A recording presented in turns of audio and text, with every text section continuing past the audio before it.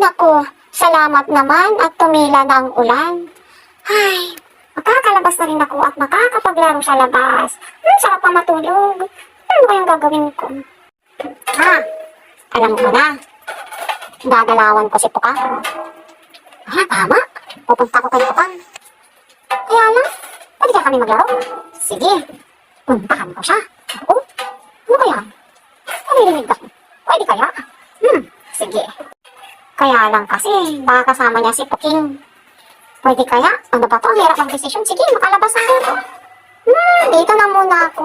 Uy, may make-up pala si nanay dito. Pwede ko kayang kunin at iregalo kay Puking.